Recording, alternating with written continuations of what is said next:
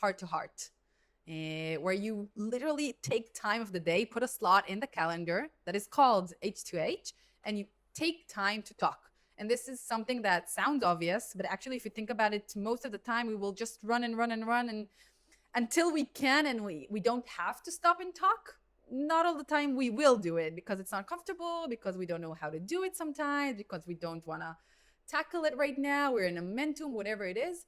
I think that's like the first thing that will go out of the schedule, and that's why it's really important to literally have it blocked in the calendar.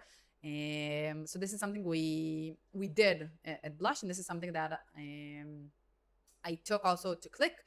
I think it's really important to invest time, specifically, and again, I try to do it even like when we feel the starting of the tension.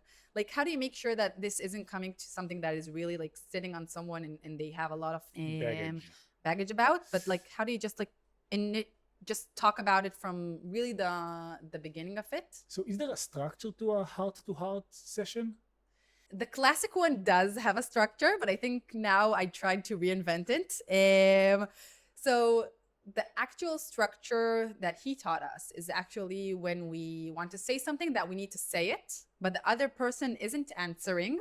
The other person needs to mirror it, just needs to say what he heard from you, and I need to accept that. So I'll say something that I felt, and you don't answer. Your mission is to focus on explaining it back to me, just like saying what I said or how you heard what I said, until a point that I said, yes, this is what I meant.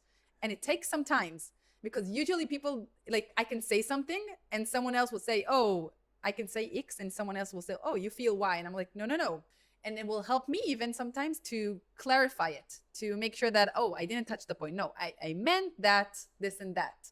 So it will really help bridge the gaps of communication that we don't even understand, that we're not saying and the other person isn't understanding.